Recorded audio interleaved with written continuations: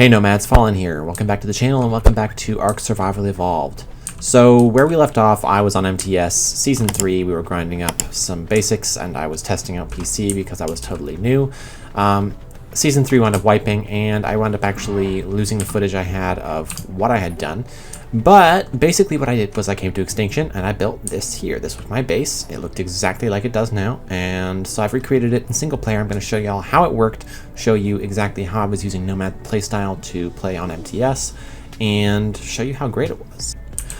So running into the base, it looks like any other simple rated base you might find. A couple of forges, mortar and pestles, and that's it, right? Wrong. The thing about this, I know a lot of people do hidden bases where it's a fake rated base and there's actually a secret compartment. The difference with what I make is mine are made for extended use and they generally utilize an optical illusion to make the base look smaller than it is. In this case, it's the wall kink right here. This wall kink. So if you're in here, approaching it from the outside, you're going to run up, you're going to run in, and you're going to see this. Little do you know, smithy, fabricator, mortar and pestle. You can fit a chem bench back here, a generator. As long as no clip is on, it's all good, as long as you have an S+. So this is super handy, and what I like to do with these is I like to actually survive until I have heavies, and then I build a prefabricated base.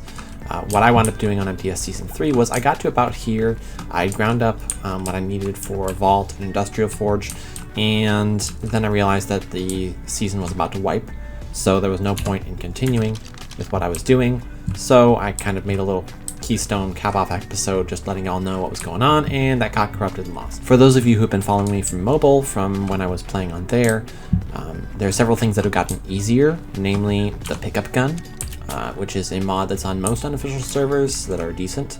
It's not unofficial, but even unofficial you can re-pick up walls when you place them, which is nice. You got a little cooldown like on mobile. But it allows you not to have to craft stack after stack after stack of stone walls, which you actually burn through really quickly when you're going in and out of a base when you're in the early stages of the game. So the pickup gun is absolutely awesome. The pickup gun also, and this is huge, guys, for those of you who are coming from mobile and don't know about this, the pickup gun can pick up literally anything. So this refining forge, no problem, picked it right up.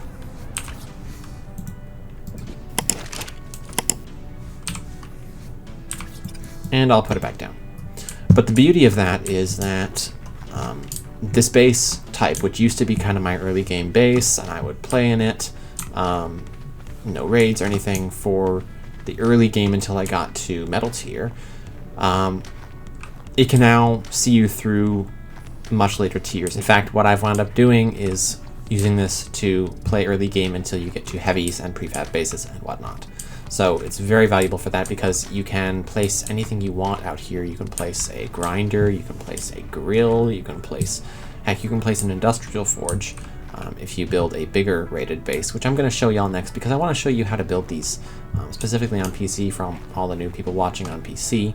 I've done mobile builds for these, but on PC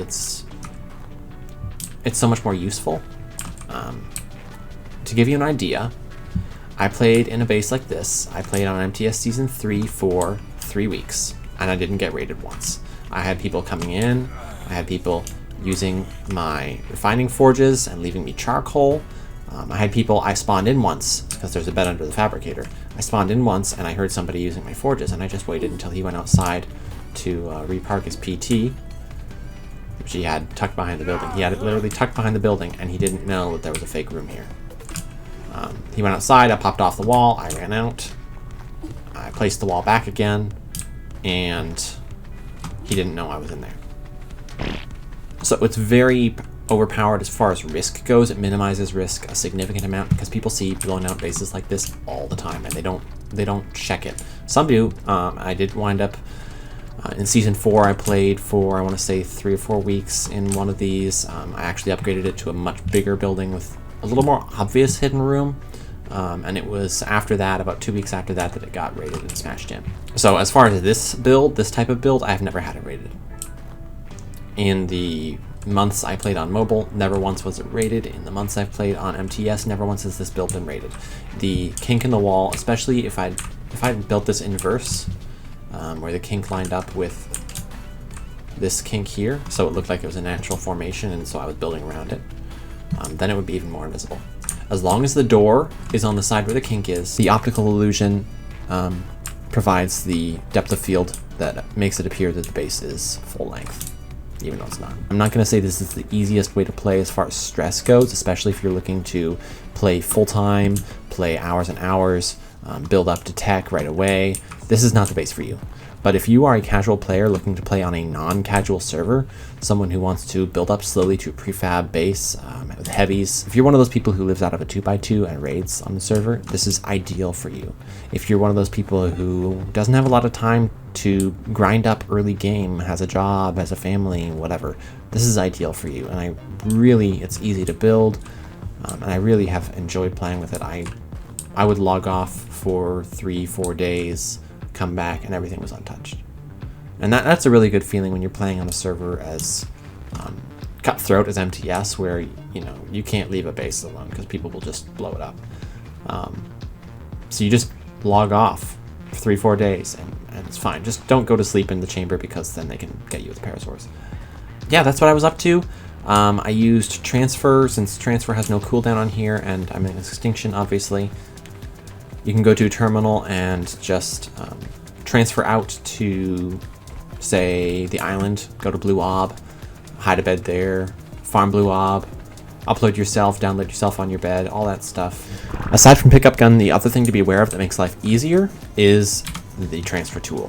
There are all kinds of QOL things that you'll find on PC that mobile doesn't have, but this thing, for covert living, makes it really awesome. You can set your sources, your destinations, and then you search out exactly what items you want to transfer.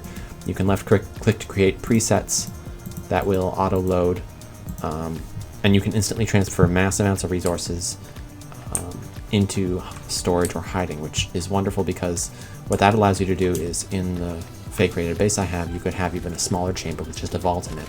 Literally smack a door on the base, place down your fabricator, your smithy, your whatever you want. I wouldn't recommend smelting metal in there, but whatever you want to place down. Grind as much as you want, do as much as you want, and then if somebody comes along, you just hit a preset which you already have to transfer everything out of those. Hit transfer to your pickup gun, pick up everything you have, flip this out, and do a second transfer to transfer all your crafting stations straight to the vault. And then they blow open the door, or you walk out the door, or you take off the door, and this is all they see. And they don't know that you just had a grinder there, and a fabricator there, and 2 smithies there, whatever you want to have. So this transfer tool makes things really handy. And again, I know I'm not the first person to have ever played this style. I did kind of make it my own on mobile, and I really think I've lent my touch to it on PC. But it works. It works, and you can build any variation of this you want, as long as it's got some sort of optical illusion in there to make them not see the false wall, as long as it's got some sort of cleverly designed thing, and as long as it's not too fancy. People are used to seeing this. Stone base, some smelting, and some pestles. People see those all day long, and they don't have time to blow up or check everyone or snoop around the back. Oh, I think this looks like one more wall than it should be. No, they don't do that. So that's just a quick rundown of what I had been doing in Season 3, and yeah, I lost that footage. I hate when I lose footage, but that's what happens sometimes. Just gotta roll with it. Since then, I did play some MTS Season 4. I've played some Dark ARK. I've been playing with Apex and his tribe.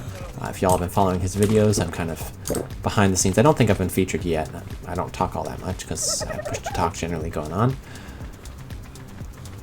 But I'm going to start releasing some footage from that, some boss fights, some highlights, maybe some in-base PvP. Who knows what we'll do for that.